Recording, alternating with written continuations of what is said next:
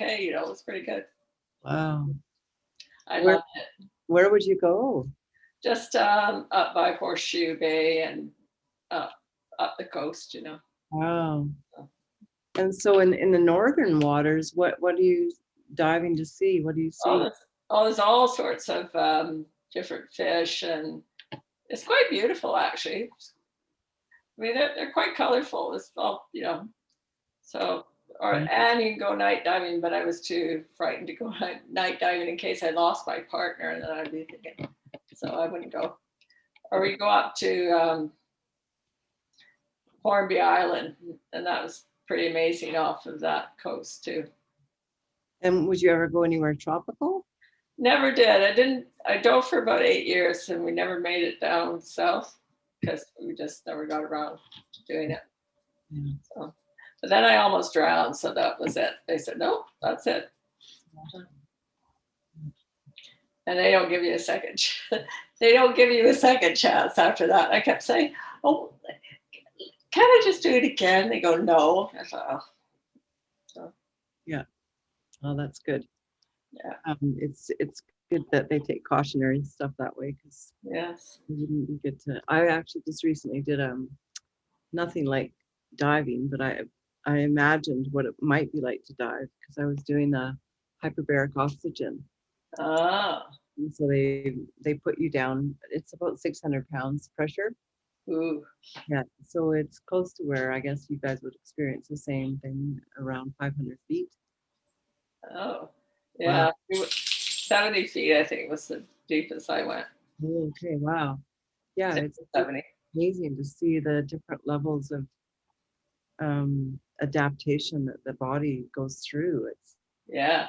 wow, our bodies are There is a guy that teaches handicap diving oh, in here? the US. Did you want his name? No, I Oh. don't like being told better.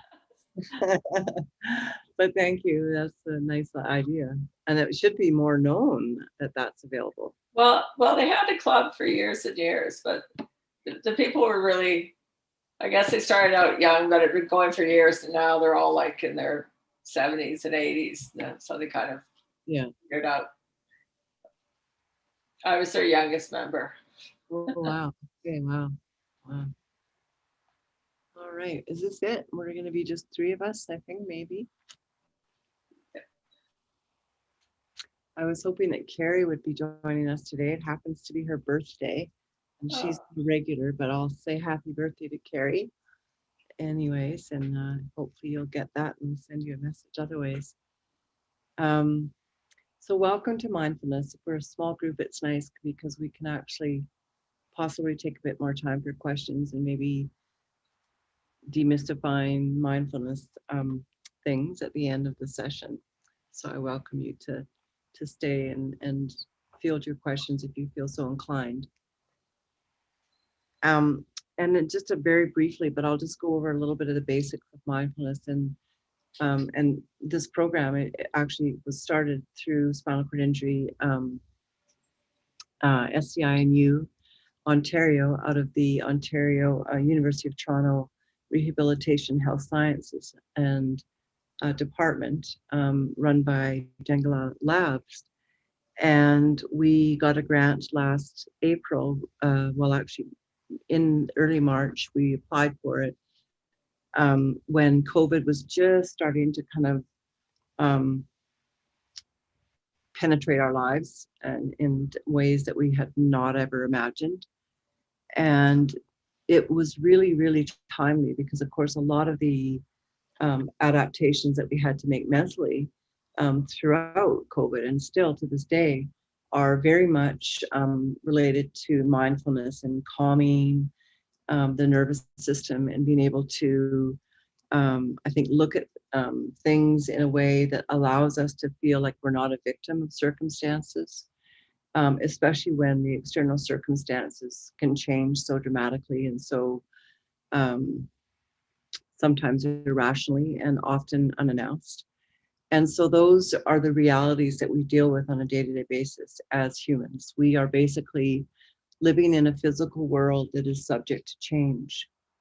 And the tenant and one of the sort of the main attributes of mindfulness is that there's a part of us that is actually not changing. It's everlasting, and it's kind of a homeostasis place.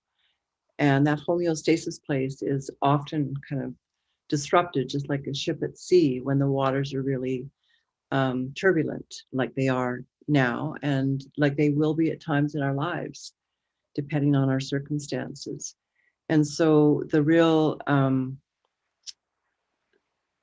power and the real capacity of something like mindfulness is to allow you the capacity to detach from the external environment and circumstances to the degree that you can observe them and witness them without being thrown off by them.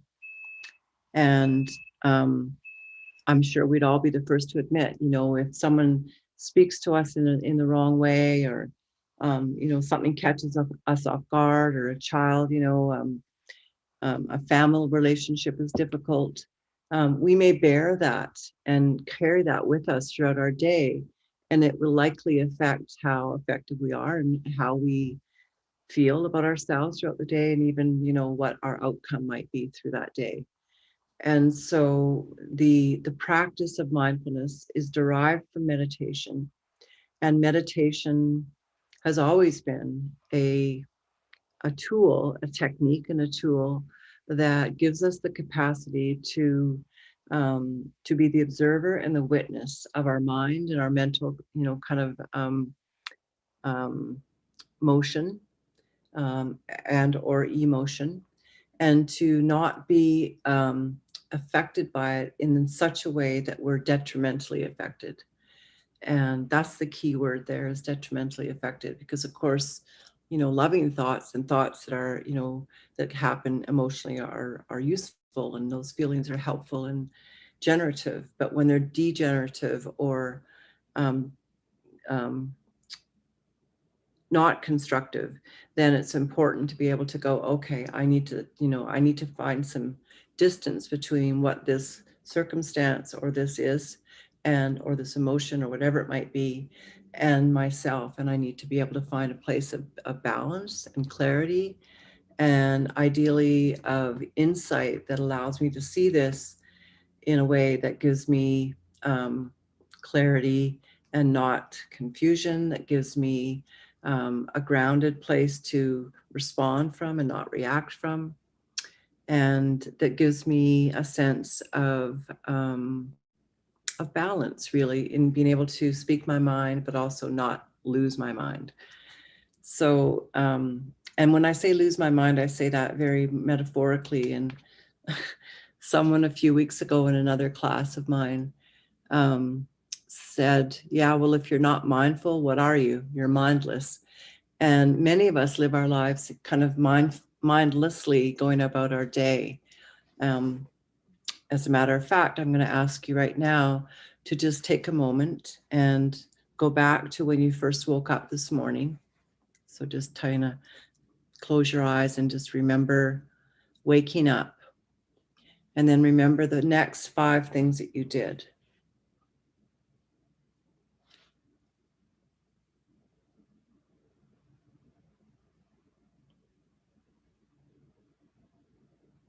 And did you remember the 5 things that you did? Can you sequentially kind of feel back into the beginning of your day? And you don't need to answer, but that's just a little kind of example, such as this great little story that my teacher often would tell us. And he was my meditation teacher, one of my meditation teachers, and he would say, well, I had a number of students for years and years come to meditation, and they would often, say, master, am I ready to graduate to your inner circle class? Am I there yet? And he'd go, no, I'm not sure. He goes, maybe. And he says, it's raining out there today. And he goes, I noticed that everybody came in with their various different rain gear. And he said, what side of your shoes did you put your umbrella on? And everybody kind of went, pulled a blank. And they're like, I don't know. And he's like, I want you to be that aware. I want you to be able to remember the details of your day such that when you go to the end of your day, you can review your day in such a way that you haven't been mindless. You haven't been just kind of, computer kind of driven, living your life like a program, but you've actually been embodying yourself and really embracing every experience for what it is. So that's what we're doing in mindfulness. We're really looking at embracing every experience just as it is. So if there's a difficult situation, we're going to be mindful while we're in it to what's going on for us. What's the story, or what are our emotions? What is our mind doing?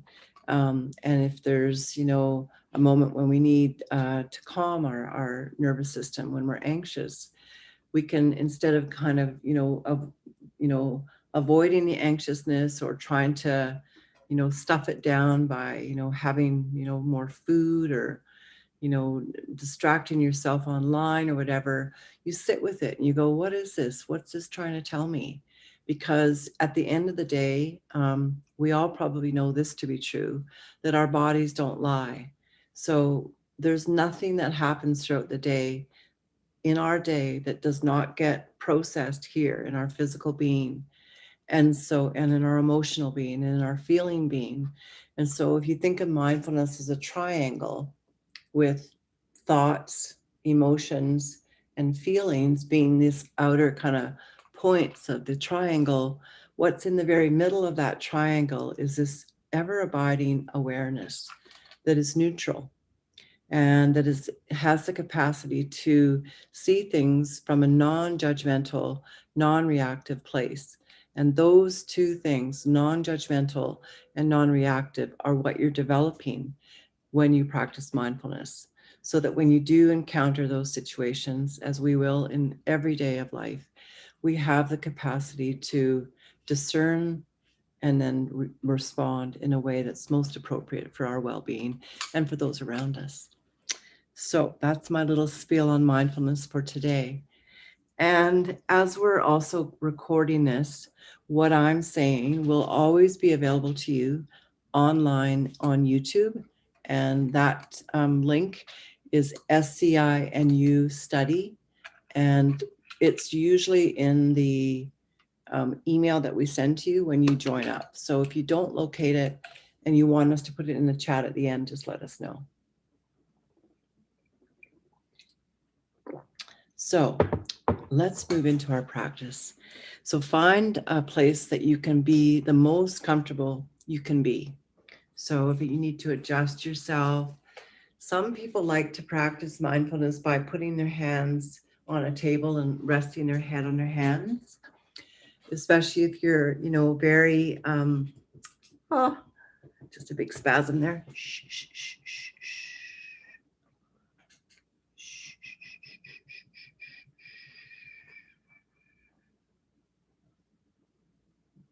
I'm just getting over a UTI incident, and I'm still just letting my body come back to neutral. So in any case, I was going to say, find a really relaxed place. Some people do this, rest their head on a table, especially if they find it difficult to hold themselves up, because you want to be really relaxed. So we're going to invite relaxation into the body. So allow yourself just to draw your shoulders up towards your ears, take your upper arm bones back, and then relax your elbows down.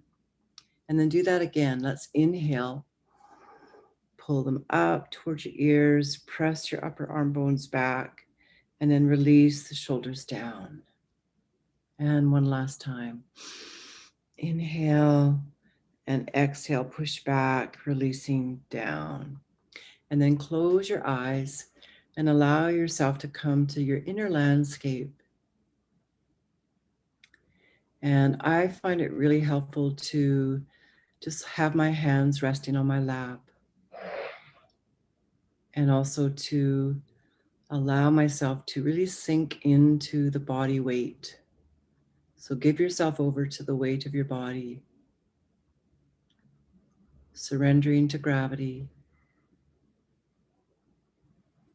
and even noticing gravity right now, just feeling that kind of pull downwards. And especially if you notice your exhale, You may notice that there's a natural tendency to kind of move downward with the exhale in the body. As you exhale, there's sort of a little bit of a rounding, maybe of the back of the shoulders, a softening of the belly back toward the spine. And as you're tuning in to your own inner landscape and tuning out the external world, allow yourself to do, for the moment, a nice 3 rich full breaths, taking full oxygen into your lungs without strain, and then exhaling completely. And exhaling, allowing that surrender and that deepening and that sense of gravity weighing the body and giving it some deep support. And on your 3rd breath, perhaps you may also allow yourself to feel that inhale expanding, opening the chest, maybe dropping the back armpits down slightly, but opening the front armpits to a gentle smile. And similarly, just feeling the relaxation that occurs at the back of the neck, at the outer corners of your eyes, at the tissue inside your mouth, especially in your cheeks, relaxing that. And feeling that invitation to relax, moving even on the exhale. As you exhale, relaxing the back of the throat, the jaw, and the neck.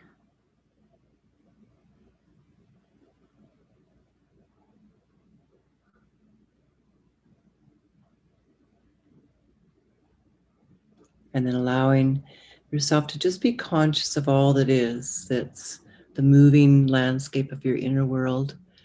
There'll be thoughts, there'll be sensations, and there'll be also the awareness of all of that occurring at the same time.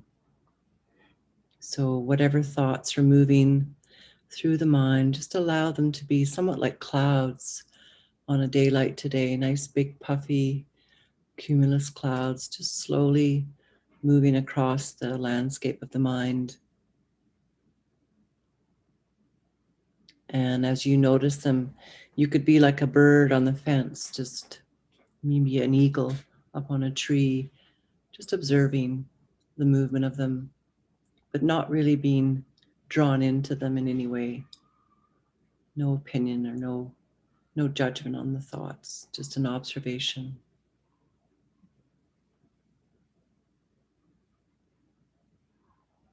And just like that eagle might do, or that bird on the fence, observing also your body sensations. So noticing, first of all, the sensation of touch, which we've already done slightly by feeling the weight of our body. You may also notice perhaps there's more heat at the base of the spine.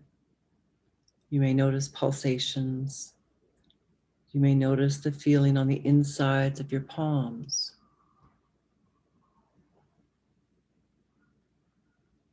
You may be encouraged to relax the shoulders more by just using your exhale to feel like you can melt the insides of your shoulders.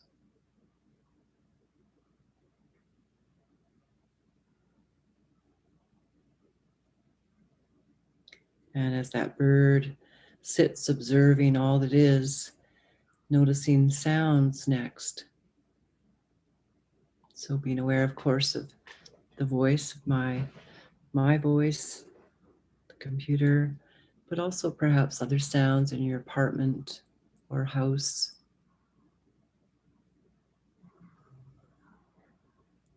And you can stretch the aperture of awareness, so perhaps you notice the sounds outside of your building. So stretching that aperture way out.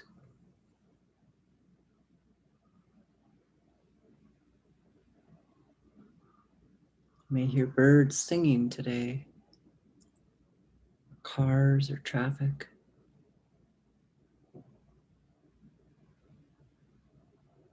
And then bring that aperture of awareness back in toward you. So you hear the sounds in your room again, close to you. And then bring that aperture even closer and see if you can hear the sound of your own breath.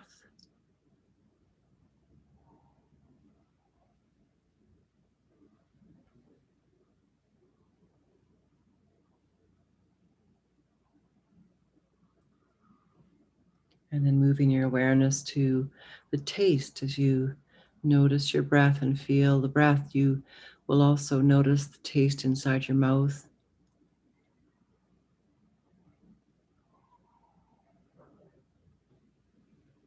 Sometimes people can taste the air. I know I can taste the air when I'm at the sea.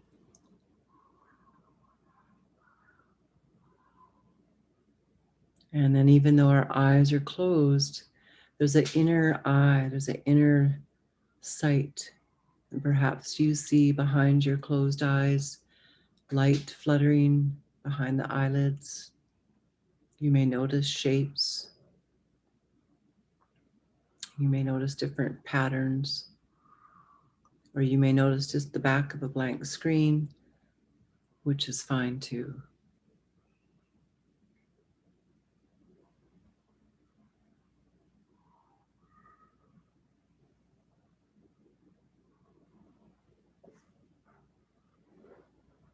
And all of our senses are alive and well as we notice them and we hold them all in equanimity, just like our thoughts.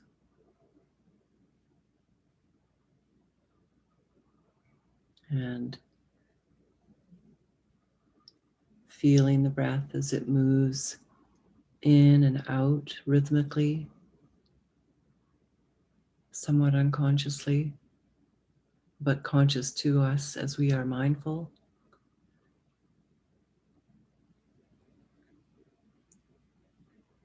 And just sensing into the movement of the breath and perhaps noticing it as it moves into the belly and as you exhale, as the belly relaxes.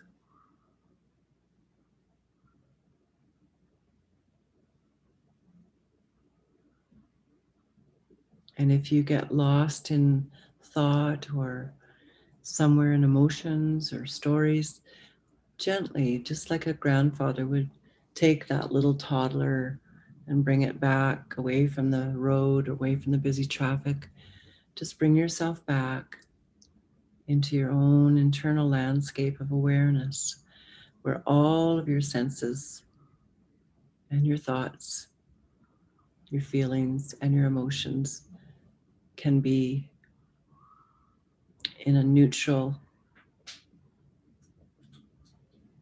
non-judgmental place where you just observe them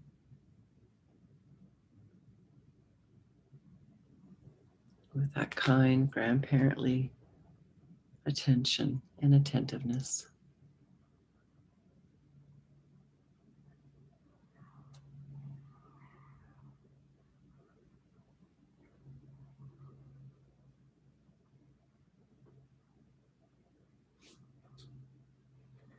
The breath brings you back into the moment.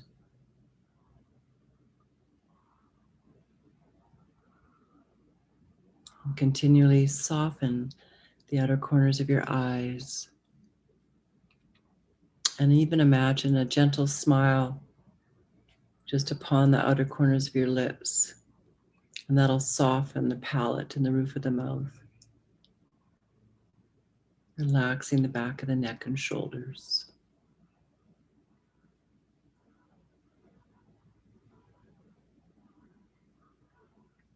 And in these last few moments, going back up to that perch of the eagle or the bird and getting a bird's eye view of your own being and all that is without any judgment. It's most important to bring that loving kindness attribute of mindfulness to our practice.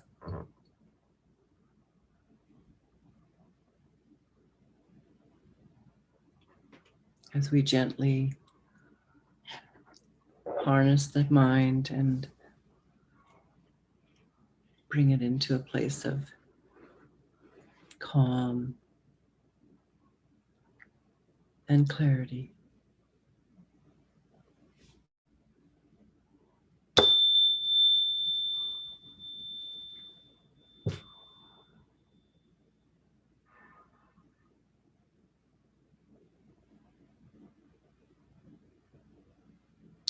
And as you come back, or before you come back, let's just rub the hands together and briskly get a little bit of heat there and bring them onto the eye beds and just gently, a little bit of pressure, feeling that nice, deep sense of self before coming back into the room.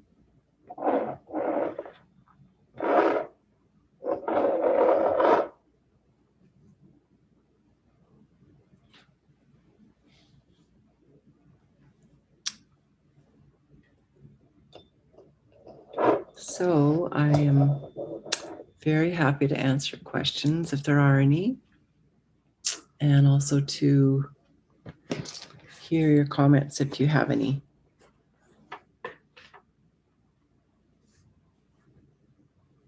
And sometimes it's honestly just really nice to just stay with the feeling if you feel inclined, and you don't need to say a thing. So I will. There's one little note in the chat. I'm just going to go check. Celia, body scan. What about the body scan?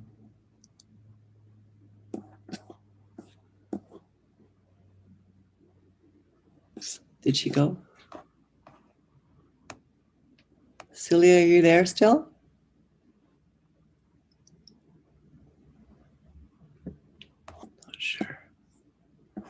I'm just going to unmute everybody. Are you guys, if you do have a comment, maybe, I'm trying to unmute everybody, but mute me, invite, mute.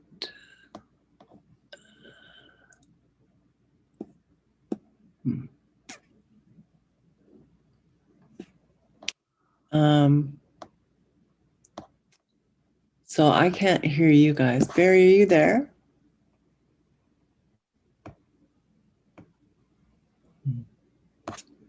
I'm here. Oh, I can hear you now. That's Chris. I don't know if you want. Yes. Celia said, I always have pain, so it's good to check to be aware. Oh, for your body scan, you mean? Yeah. Yeah. Yeah. Well, and it takes a lot of bravery to work with pain. Yeah. Yeah. The mindfulness helps it? Yeah. Good. There's a couple good, I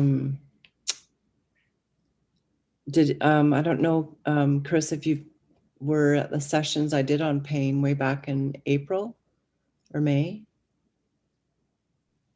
Possibly I was. I can't remember. I think I started right after COVID kind of locked everybody in. Okay. Were you there when we did the piece where you, you put the pain in one particular kind of, you make a box. Container, a box. Mm-hmm. Yeah, a container box. And then you have your other sensations and feelings. Yeah. And kind of titrated back and forth. Yeah, that was helpful. Yeah. Yeah. I think that's one of the best effective ways to help the brain kind of disengage from the loop that it creates around pain. Yeah, because you're always focused on it if you Totally separate. Yeah, and then that creates actually more pain. Yeah, Ironically, yeah, it's a vicious cycle. Yeah, yeah. So yeah, good for you for working with it. Any other questions or comments? You always use that buzzer. The I, bell? I don't. I just got it. I don't know. Did you like it or not? Hello, my name is Dimitri. Hi. Um, um, I didn't, I registered today. I didn't know I was coming or not today, but I registered on like today or today. And I told Barry that. Well, that's great. I'm glad you. Yes. And registered, but then I didn't get that. I didn't get the email with the link. It went straight from that page straight into Zoom. Oh, okay. Well, if you went straight from that page where you registered into Zoom, you should get an email the next time that has the link directly in it. Okay, because okay, sorry about that, but I didn't get an email. I didn't get the email link. The link to my email. It went straight from that page straight to Zoom. Yeah, no, I understand. So I think what will happen is because you registered and you got in today, your email will be in the Eventbrite system. And so the next time we do mindfulness, you will all get an automatic reminder with that link. So you will. And what is Eventbrite is? Mm, Yeah, we don't actually use Eventbrite for our registration. oh, we don't anymore. That's right. No, once you have the Zoom link, Dimitri, though the Zoom link is the same one for each mindfulness event, the one that I sent to you on the chat. Yes. Yeah, so you can use that same link every other Wednesday that we will have the mindfulness event with Mary Jo. But what day is the next one? February. So it's every 2 weeks. Today's Yeah. the So third, Dimitri, the so next one will be on February. 17th, I believe, is our next one. Yeah. February 17th. That's right. Which is a Wednesday. Yeah, Yeah. it's always on a Wednesday. That's right. Okay. Thank you. So I will not get an email. I'll go straight into Zoom like today or get an email. Yeah, you will. You'll get an email. Okay. Good, Dimitri. Thank you. Thank you. Somebody else had a question maybe or something? I was just wondering about the buzzer. Oh, okay. Yeah. You wanted to know what it is? Well, I was just kind of shocked. Oh, was it shocking? Okay, too abrupt? Yeah, Okay, I that's was good. expecting like a little tingle, tingle. Yeah. You know, it's funny. I've been trying out different things for that, so I really appreciate your feedback. So good to know. I have some zills, the chicken zills. Yeah, I have those too, but it's funny in my yoga fit class, there's a lady that doesn't like those. So that's when I went to this. I thought, well, I'll try this. that please everyone. We're all so different, right? So Yeah. we all have to find the shoe that fits. Well, anyways, I hope you find the shoe that fits you for mindfulness. Don't be afraid to try lots of different methods and teachers. And beyond that, we'll see you in a couple of weeks. And I thank you very much for coming. Awesome. Thanks, Mary Jo. Thanks. And Everybody. enjoy a beautiful day if you're in Vancouver. I don't know where else is like this, but Sorry. We're pretty cold here. yeah, good. Okay, well, take good care, everybody. Bye. Thank you. See you in 2 weeks. Thanks, Barry. So I'll see you in a little bit.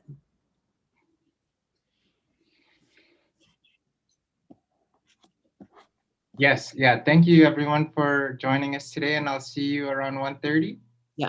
Yeah, and you have the credentials that John sent us, right? I hope so. Somewhere I do. The US platform. Yeah, I do somewhere. Yeah, sounds good. I'll Okay. see you later on, Mary Jo. Take care.